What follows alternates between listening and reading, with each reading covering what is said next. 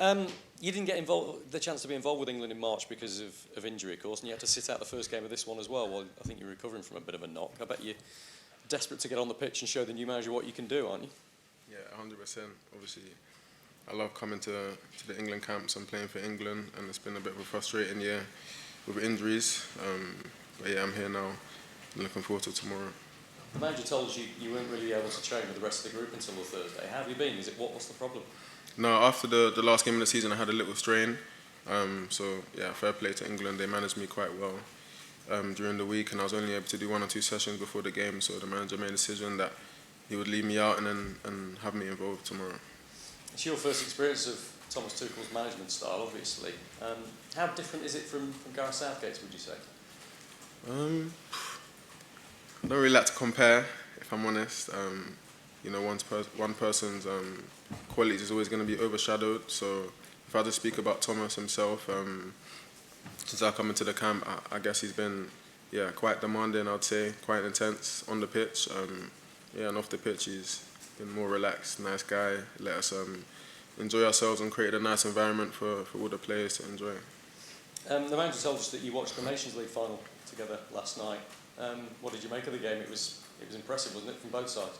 Yeah, really high quality game, some top players and big performances, so it was a good game. We all enjoyed it, and yeah, we're looking forward to our turn to compete at that level and show what we can do as well. Look, you've been such a key part of this England journey to 2 finals and where we are right now. Did you feel that maybe that final in the Nations League last night and the Spain-France game on Friday as well shows the standard, sets the standard, and I know you guys, you won't just want to match that standard, you want to do better than that.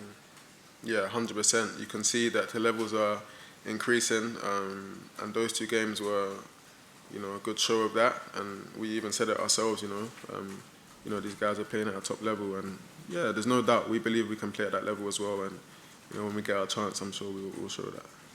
The 3 Arsenal members of the squad all started on the bench against Andorra. Well, you would be finished, you weren't even on the bench, but it feels like all 3 of you now, and I include Myles, Lewis-Skelly alongside you and Declan Rice now, it feels that you're kind of vital to England's hopes for next summer's World Cup. You're really important members of this squad and probably members of the starting 11. Is that how you see it? And do the 3 of you kind of happy to take on that responsibility and that mantle? Yeah, definitely. We're all happy to take on that responsibility and give our best for club and country, and yeah, we're just looking forward to what's in front of us. Talk to me about Myles Lewis-Skelly, because the way he's come into this England side and the way he's performed, to the man of ball, it's felt like he's just taken it completely in his stride. It feels like he's made that left-back position his own already. Is that fair? I don't know. I think it's early, but you know me, I can only say positive things about Myles. I know him, I've seen his journey as he's come through, and yeah, he's a top talent with a good mentality as well, lots of confidence, and that's why I believe he can come here and play the way he does, and yeah, big credit to him. I just hope he keeps progressing, keeps improving, and yeah, it's exciting to see what the future holds for him. Good man. I mean, you're not going to the Club World Cup, a big chunk of this squad is, so I'm guessing it's holiday time for you straight after this, is it? 100%. With that in mind though, I know how you are for playing for this England side. You'd happily postpone all of your holidays to play for England, wouldn't you? Give us an idea of just what it means to you to play for your country. Yeah, honestly, I think it's one of the biggest honours in football, and putting on that England shirt, in the friendlies, in the qualifiers, in the tournaments, it's a special feeling, and I look forward to it every time. You played with Harry Kane for a long time now. Yeah. One of the best number 9s, well, the best number 9 England have ever had if you look at his goal scoring record. It seems that you've got a great understanding with him. Is that something you maybe like to kind of improve at your club? There's so many injuries have happened for strikers at your club in this last season. But is that maybe one thing you can try and look at to try and help Arsenal take that next step, which is not a huge step?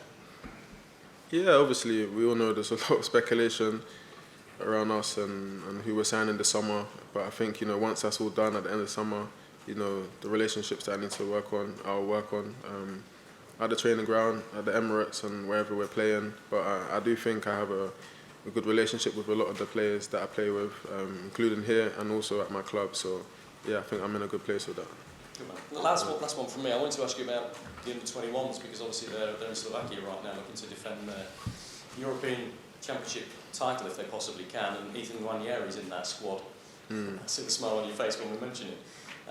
Just how good is he? And with all of the kind of young Arsenal stars that you've got at the moment, I just think, I wonder whether having another season under your belt, you're still only 23 yourself, do you expect Arsenal to be even stronger next season with those youngsters and the extra time they get and the extra exposure to international football? Yeah, we will be stronger, I have no doubts. And yeah, Ethan is a top talent, and I'm definitely looking forward to seeing him shine this summer. And yeah, I'm just wishing him the best. He knows I'm here if he needs me. Good afternoon, Bukayo. Obviously, the criticism after the Andorra performance. So, how important is it for England to put on a good performance tomorrow evening? Yeah, I think on the Andorra performance, we know we could have maybe scored a few more goals, but I think sometimes in those games, if you don't score 5, you're a bit frowned upon. But those games sometimes are tougher than they look, and yeah, we're just happy at the end of the day that we got the job done. 3 points, clean sheet, and tomorrow night we'll be looking to do the same and get a win, clean sheet and 3 points, and we'll be happy with it. Yeah, you explained that obviously, and Thomas Tuchel said that earlier on.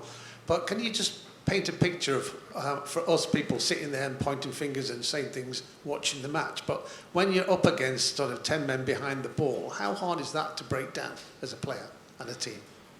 Yes, it's quite tough, depending on your opponent.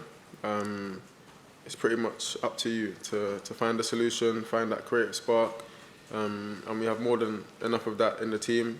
It's just about finding the best way to get it out of everyone and using everyone's individual qualities to the best of their abilities. And the manager is definitely going to get the best out of us. It's all just a work in progress, and it's only the first few camps, so I'm confident that we'll be able to do that. Obviously, hopefully you'll play tomorrow. You must be raring to go. Yeah, I'm really excited to play, so hopefully I'm in the starting 11. Are you a sort of player that sets targets, personal targets? Yeah. Are you going to let us into any secrets? No. Okay. Thanks very much. Get last one back there. Well, we've spoken for a long time with your experience from a very young age in the England squad.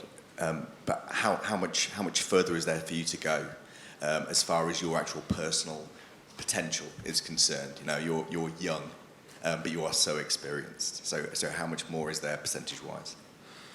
I think there's a lot more potential-wise from my side. I think each year I've developed and improved, and I think I've still got a bit of a way to go as well. So yeah, I'm in the right way, and I feel like I just need to keep working hard. And with all the games I'm playing, all the experiences, the tournaments and stuff like that, it's only gonna make me better when I'm learning from it.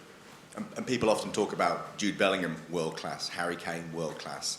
People talk, those in the know, I think, talk about you being world class as well. How many world class performers do you feel there are in this England team, and do we have enough of that balance of the world class and those who are still proving themselves to really challenge, for winning things?